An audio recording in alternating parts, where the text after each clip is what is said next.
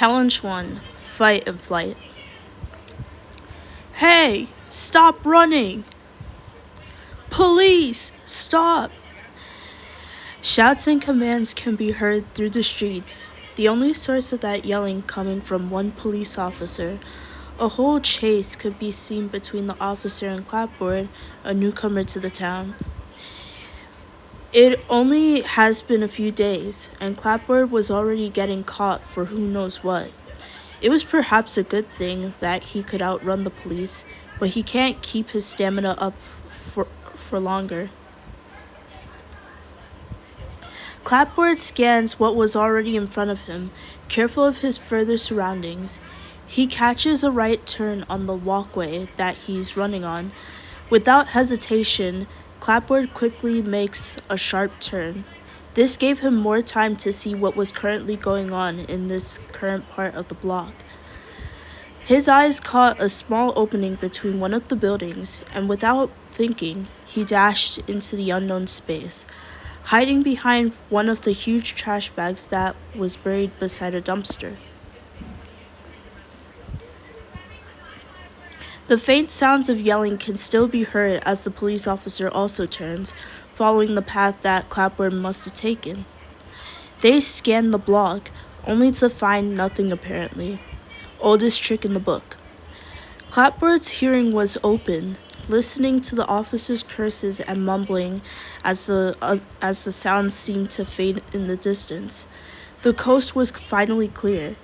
Clapboard sighed in relief before his eyes quickly caught a door in front of him. He looked up only to find the address plate on top. It seemed to be smudged, visibly and brutally scratched off, but he was able to somewhat read the numbers anyway. Wait a second. Clapboard's eyes widened, quickly pulling out a card using his rope of tape and holding it close. He read the card carefully. This was the right address. The numbers matched the plate clearly, just what he was looking for. He started to walk towards the door a bit slowly before knocking on the door a few times. Hello? Is anybody here? He questioned, hoping that a response could be stated back. Who is it? A response was questioned back, the tone sounding serious and low. Clapboard felt rather anxious at the response, but he quickly answered anyway. It's Clapboard, your, employee? No response was held after that. Only a long moment of silence filled the space of the alleyway. Clapboard became even more anxious. Did he mess up? Was it something he said? Hello? He quickly knocked on the door again, breaking the silence. Still no response. He continued to knock, but within a few minutes he gave up. There were still no responses. He sighed as his foot drooped down from how exhausted he was. He pondered to himself, thinking on what he should do now. After a few minutes of thinking, Clapboard had finally gotten an idea. He started to walk away from the entrance, heading towards the deeper parts of the alleyway. He took some turns, observing the same building to search for any other doors or openings, maybe another way to enter the building. An hour of searching and fiddling with handles and knobs have passed, and nothing was unlocked at all. Clapboard sat on the ground, already feeling more exhausted than ever. How is he ever going to get in that place? Shit, what do I do now? Clapboard's eye spotted another metal door, but it seemed to have a few scratches on it. Maybe he could try and break the door? It sounded like such a risk. No, bad idea. Clapboard slowly walked back out of the alleyway. Maybe he could try again later. Meanwhile, Clapboard thought to himself again, the various things that have been bothering him today. Hey! Freeze! That familiar voice. No, it can't be.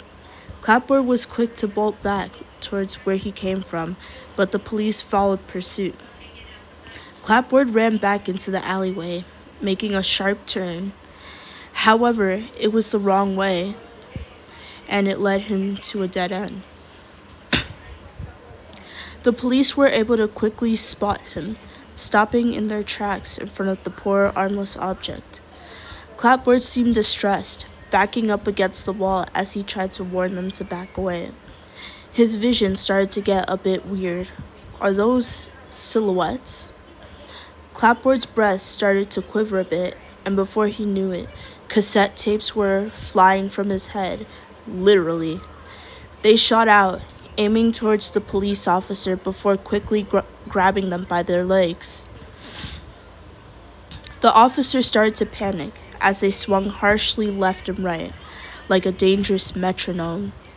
They tried to reach for their walkie-talkie, but it was rather too late, as the tapes slammed the officer to the ground with a huge thud against the concrete.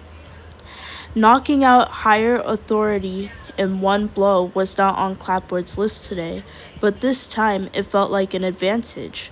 All that Clapboard could do was stare at the unconscious body until... a lockpick. Clapboard quickly grabbed the item. He was beginning to make an exit to search for the main entrance where he'd been earlier, but turned back again towards the unconscious officer. Maybe he should clean this up. He grabbed the officer using his film-like tape before throwing them over the tall brick wall. It was as easy as that. Clapboard held the lockpick with him, finally heading back to the main door. He tried to fiddle with the tiny keyhole using his item. He wasn't really good at lock picking. With a small click from the knob, he gently opened the door, looking around the new area. It looked quite fancy, something that Clapboard wouldn't think to see. The furniture looked clean, floors all polished, something that you could call home, yet it was empty, nobody in sight. Clapboard walked in further, gently closing the door behind himself. "Hello? Is anybody there?" Clapboard yelled out, yet silence filled the air again. Was he just hearing things earlier? He quickly snapped out of his thoughts again, looking down at one of the couches. Maybe he could just sit and wait until someone arrives, maybe include a prayer that the boss that hired him lives here, and not some random rich man. The end. And here's some extras, which is a reference of the police officer designs. I was going to add two, but Disc seemed to be too much of a madman, because he definitely is. Yeah, he's literally like purple guy, okay? Alright, bye.